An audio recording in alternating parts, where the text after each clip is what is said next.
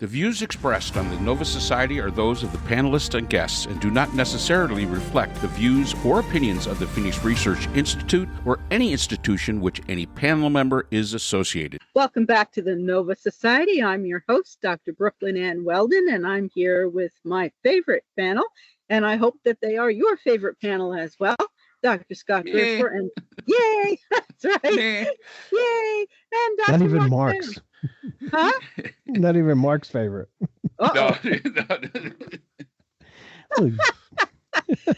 No. Yeah, well, you know who we are, Dr. Scott Gershwer and Dr. Mark Bound, unless you're brand new here. Today we will be answering listener emails, and we have a question from Rebecca, who lives in Seattle, Washington. And Rebecca asks, all we hear on the news, sorry, Rebecca, from the Democratic side is that Trump is a fascist. I've heard a lot of people define the term fascist, but I'd like the panel's take on what fascism really is. What is going on in the U.S. today that makes you think, even if you do, that we are moving toward fascism? That's an excellent question. Rebecca, Mark Scott, your thoughts? Fascism? Which one of us wants to take it? Oh, he's pointing at me. All right. So, first of all, a lot of people have this strange idea that fascism started in Nazi Germany. It did not. It was actually a creation of Mussolini. He basically developed this idea of fascism, and basically it's central power. It's dictatorial power with a single leader or basically a ruling party that holds absolute authority over the citizenry. It is very, very steeped in militarism. It is extremely steeped in nationalism. And, of course, the state will then promote an aggressive, I guess, national pride and often glorifies military strength. That's the idea of how they get people to, sign into this idea of this really ultra nationalism idea. There is suppression of the opposition. Political dissent generally is silenced, such as the press. There's a lot of censorship, and there's a lot of intimidation and violence. And it's basically all based around conformity. So if you think of the idea of groupthink as opposed to group consensus, which is what democracy is, this is an example of groupthink. Basically, to be part of the group, you've got to think like the group. And if you're not, you're going to be ostracized from it. And they usually have a lot of propaganda. And, again, the Nazis used that very well. They used it very well with Goebbels. But they want to control the media, such as they're doing in places like Hungary, such as they do in North Korea, such as they do in Russia and China, and we're beginning to see that happen here. So that's kind of the napkin view of what fascism is. So now the question is do you think that's happening here? I guess that would be the real question. But that is what fascism is. A lot of people have no idea what it is. They look at Hitler and they say, oh, that's fascism. And they look at some of these things and they say, oh, that's fascism. That's really not. Actually, it really was Mussolini, and that started this movement. As a matter of fact, fascism is based off an Italian word, and it really does. It promotes conformity. It promotes group think. As I say, if you wish to be part of the group, you have to conform to the group, and that's basically all there is to it. Scott, did I miss anything?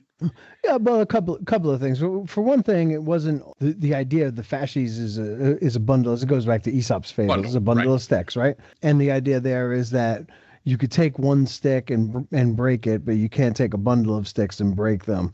Lincoln and the Lincoln Memorial is clinging onto a fasces, Yep. Right? And I think his other hand is a clenched fist, if I'm not mistaken. And the idea there is that, we're going to hold this thing together no matter what. Mussolini's appeal, I guess, to the Italian people, it has something to do with what you mentioned as far as nationalism concerned. We need to define nationalism also because there is a difference between being a nation and being a state and being a nation state.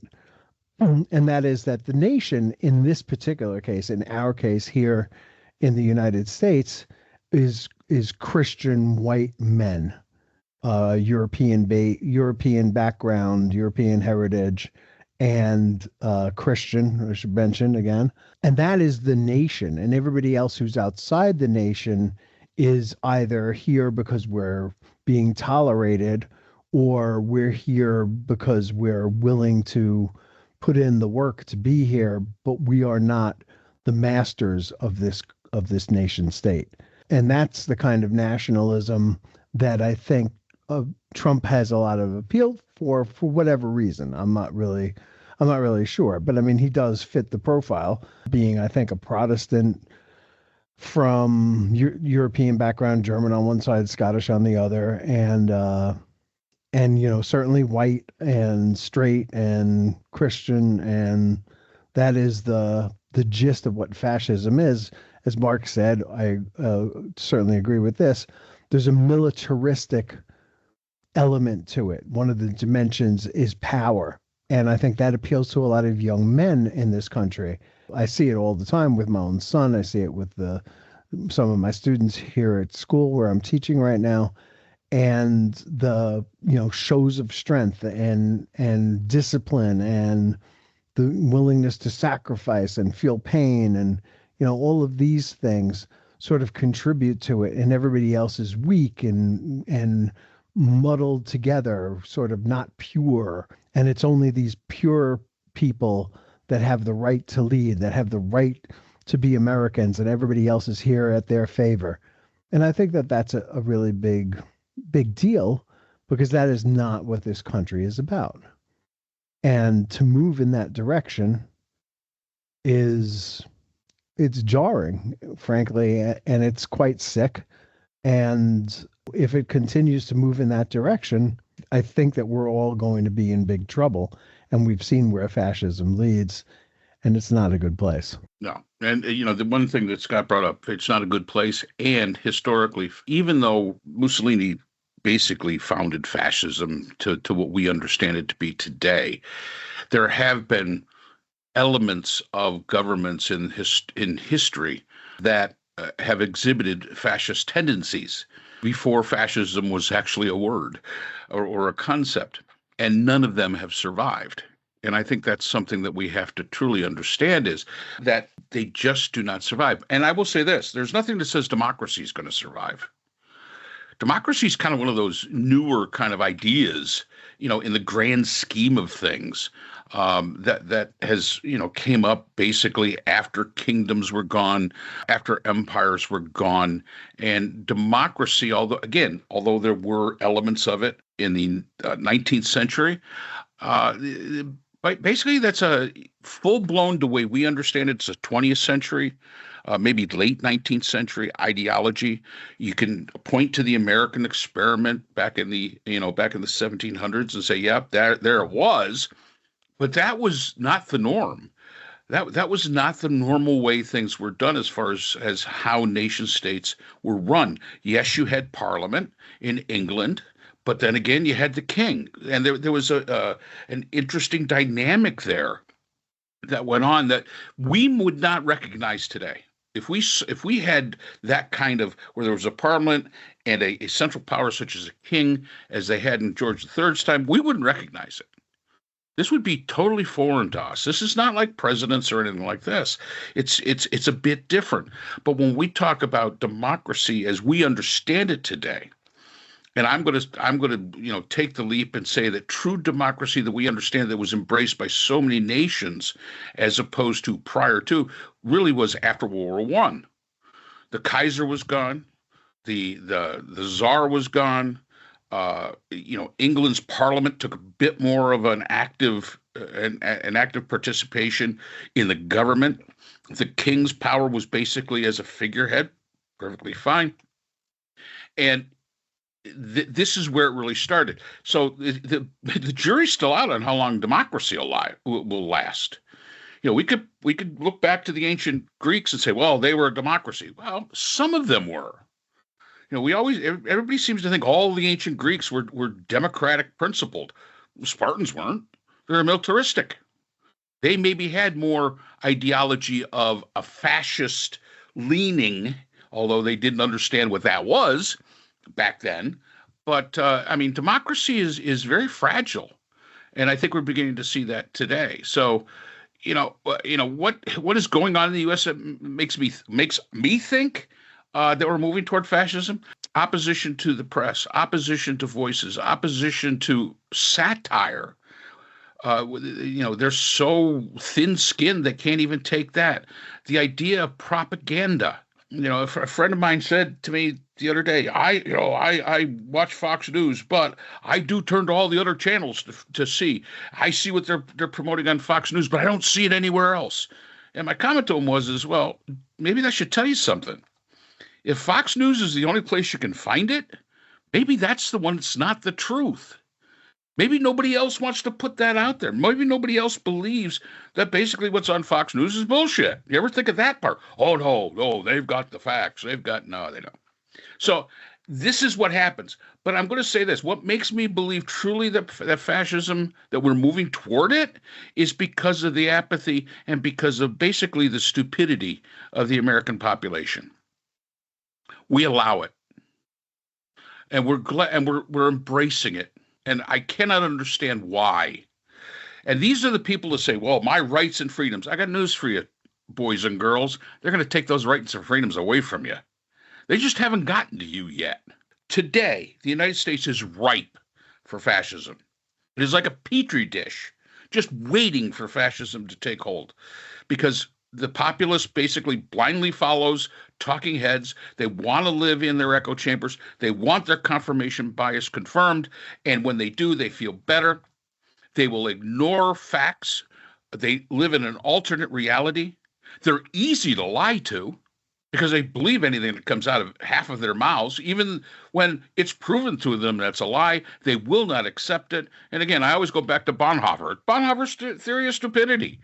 We have become a stupid nation, and that makes fascism so easy to come in and take over. And again, we'll get the government we deserve. You mentioned a couple of things that are going on right now that lead you to believe that we're headed toward fascism, and I agree. I mean, I'll say, first of all, the putting troops in American cities is just one of those signs, right? It's authoritarianism.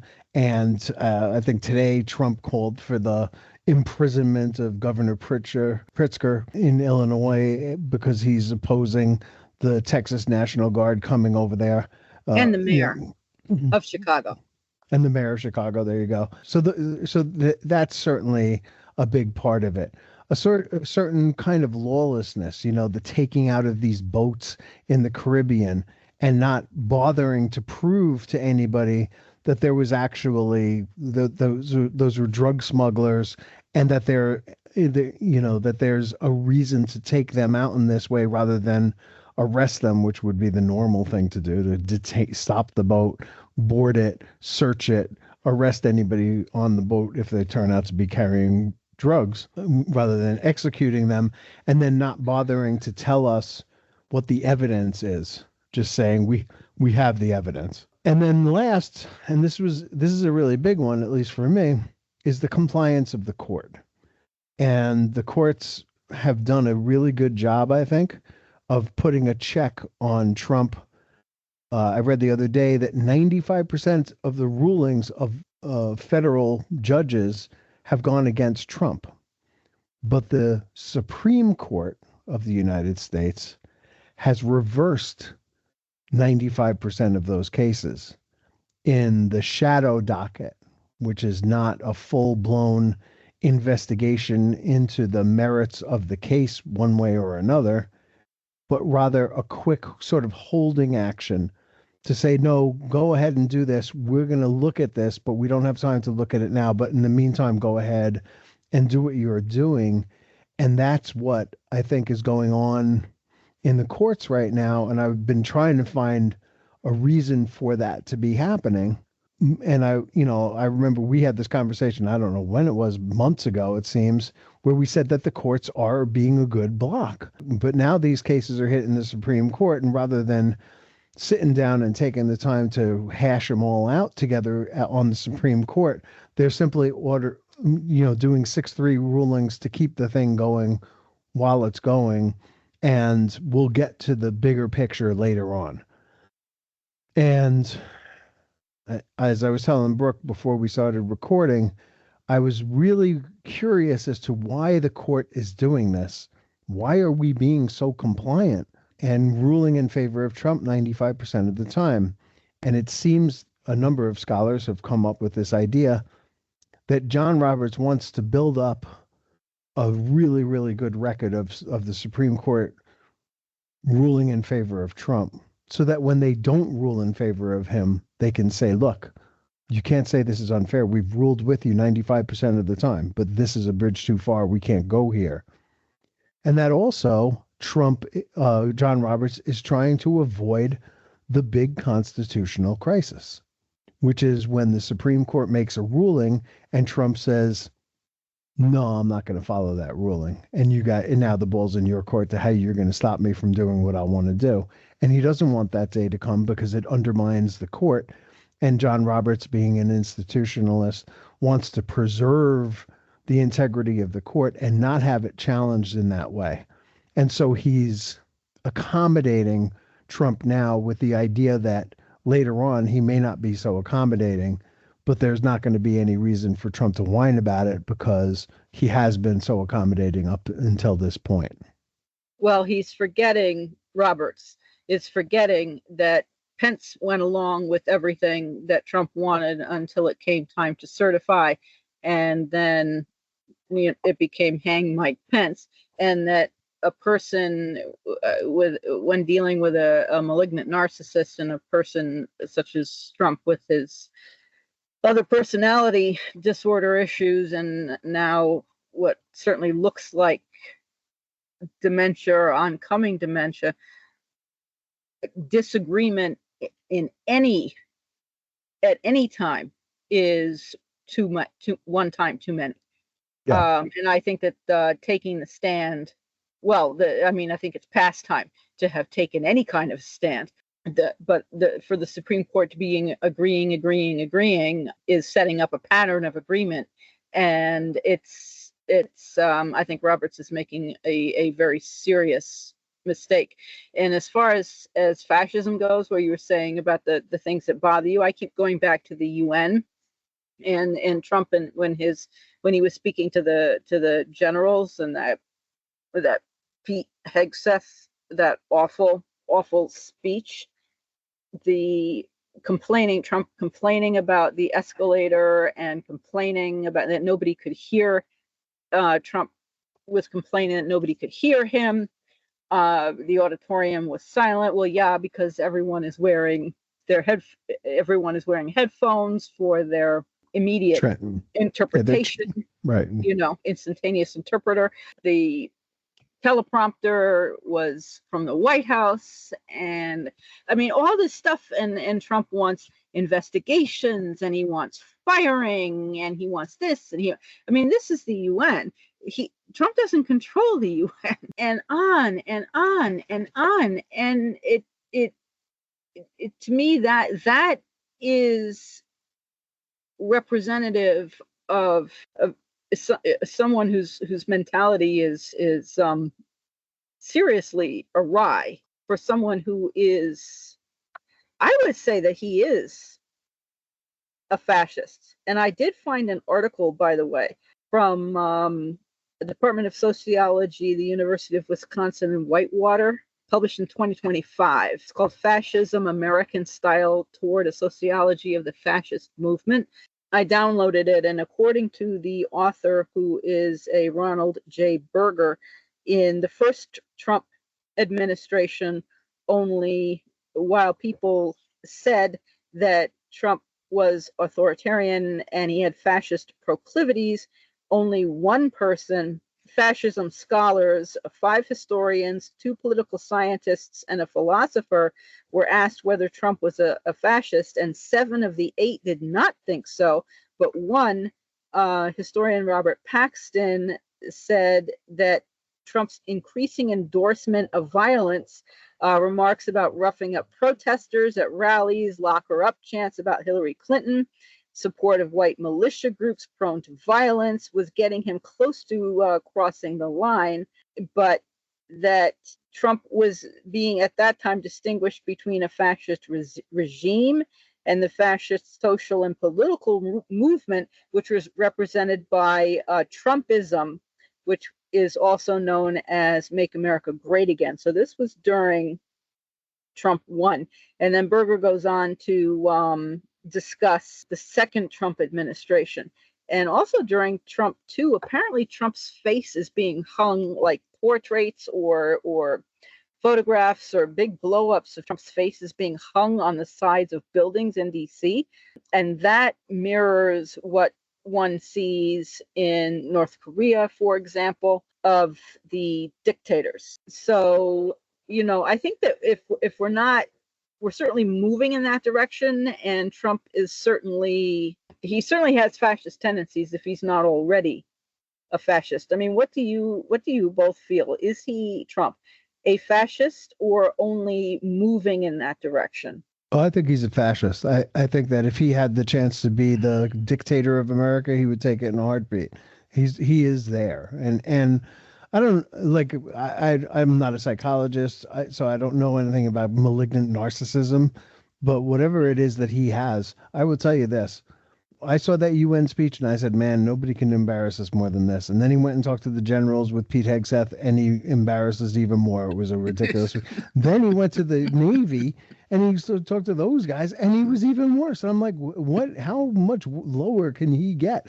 In the Navy thing, he actually claimed that he spotted Osama bin Laden a year before 9/11 and called Pete Hegseth about it. Pete Hegseth was like a teenager at the time.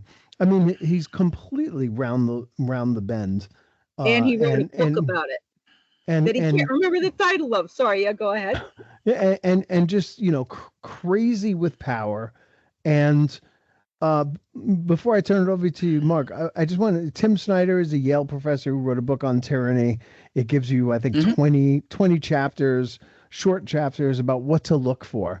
And to Brooke's point about John Roberts, the very first one is do not obey in advance.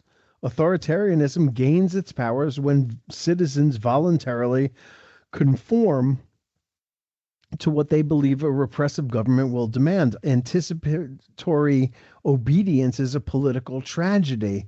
And yet that is exactly what John Roberts is doing. He is obeying in advance.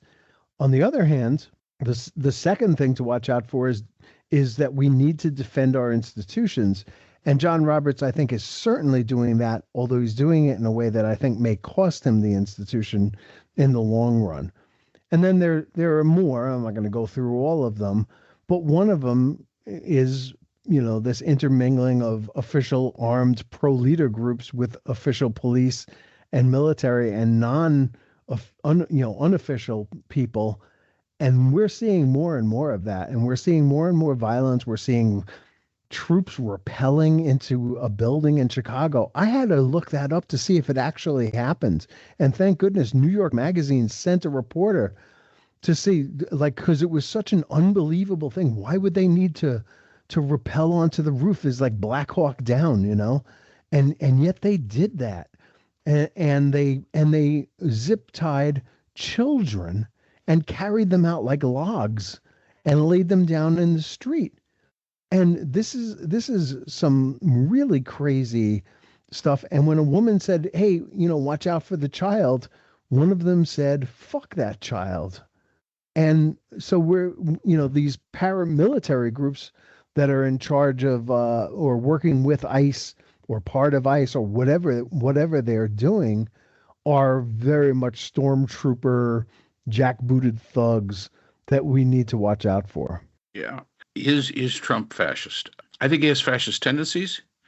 I look at him as more thinking himself more as a monarchy, and there's a distinct difference there. And I'm talking about a monarchy not that exists, say, in England today, where the King of England understands his limitations. I'm thinking of more from ancient times, that kind of monarchy. I honestly don't think that Trump is smart enough to understand fascism. And now some of the people under him, Stephen Miller, oh yeah, I could say yes, absolutely. He's definitely a fascist. But as far as Trump himself is concerned, I think and again, I make the distinction here. I think he sees himself as a more monarch role. And if fascism is the type of government he has to deal with, so be it. Because he has this unrealistic attitude that if I'm the monarch, if I'm the king, if I have the unlimited power of, say, the kings of past, before parliaments and there was a checks and balances there, it doesn't matter what kind of government that these other people create. I can control it. And it sort of goes back to the same thing with the Republicans when they were first looking at Trump. Their first thought was, we can control him. Well, guess what? No, you can't. And the bad news for Trump is that even if he was to get what he wants, which I hope he does not, he's not going to be able to control it, because eventually a fascist system overtakes the leader itself. That's why they fall. Dictators fall because they cannot truly control. No matter how good of a dictator you are, you cannot fully control the populace and the government that you've created. It becomes an entity of itself, and I think that's something that we have to consider here. Again, I can understand why a lot of people think Trump is a fascist. Does he have tendencies of it? Yeah, so did the monarchs of the past. Absolutely. The dictator, being a dictator. But here's the funny thing. I think he uses nationalism to gain support. He's basically selling the product that the buyers want. He's doing the supply and demand thing, sort of like when he was, on The Apprentice. He's playing a part here. It's an ends to a means. And from his perspective, I believe he just believes that he should be able to do whatever the heck he wants to do, because that's what the king gets to do. Or as Mel Brooks would say in History of the World, it's good to be king. He looks at it in my way that way. I don't think he understands the fascism part of it. I think he leaves that to the Stephen Millers and the Hegseths and all the rest of them that are out there. And I'm not even going to say, actually take that back, not Hegseth. Hegseth is a follower. Stephen Miller is not a follower. If there's a dangerous person in the Trump administration, I see Stephen Miller as probably the greatest danger that we've got, because he has an agenda. And the fact is that it sort of aligns with Trump's agenda, but does it really? Or is he just following along? Scott's got something for me. Yeah, so I'm going to go with Russell Vought. So we should actually prepare. We should prepare a standoff between the two of them, and we'll have a bake-off and see which is the worst person. Because I'd throw Tom Homan in there, but I think Tom Homan is just a doer, not a thinker. Yeah. But I think Russ Vaught's a really scary person when you dig a little deeper into who he is. He's a Christo-fascist from way back, and he wants to turn America into a fascist national republic along the lines of Iran, but Christian and white. And I find him really frightening. I don't know what Stephen Miller is, like a Quisling or some kind of miserable little piece of shit. Yeah, I don't know. I mean, he's a piece of crap. Again, from my perspective, and Voight is a very good example. But if you look at the Trump administration, the Pam Bondis, the Hegseths, the RFK Juniors, and all them, they're basically doobies. They're just there doing this stuff. But I think people like Stephen Miller, is another one. Those are the ones you really have to worry about, because here's the bad news. For all as terrible human beings that they both are, and they are both horrible human beings, they're so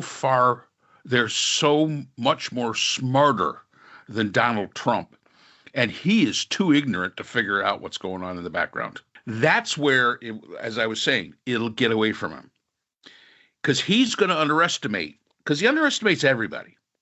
Because remember, there's nobody as smart as he is. Nobody has the best words that he's got. Nobody's as bigly as he is. Nobody is as, all these things. He is the best of the best. He is the alpha male. He is the epitome of manhood and Americanism, and just the greatest thing since sliced bread. and he underestimates. And I think those two, I'll have to talk to Scott about what he meant by quisling. I really do. I think that those that two means are a the traitor. two. He's got to be really, huh? Oh, a quisling is a traitor. That was. Well, no, yeah, well, But Yeah, actually, I think I don't think I was thinking of Quisling. I think I was thinking there was the kind of like ghetto Jew that would like prey on other Jews. oh yeah, Ste- yeah. that's what Stephen Miller is. Stephen Miller is has betrayed his own race. He's betraying the people that he came up with. You know, he was asked where he grew up, and they said, "Yeah, how did somebody who grew up in Santa Monica uh, get the views that you have?" And he said, "Please, it's Saint Monica." He wouldn't even give him the Santa. So that's what Stephen Miller is. As far as Bondi is concerned, you mentioned her. There were two moments in the that I thought was so fascinating yesterday in the hearing. She clearly came with a booklet of canned remarks for each senator that she was going to face, and she was flipping through the book while she was talking to them. And at one point, when she was asked about the $50,000 that Tom Holman took in a paper bag, and what happened to the 50,000, has he returned it yet? Did the FBI retrieve it when did they arrest him? You know, we don't. There's a lot we don't know about that whole thing.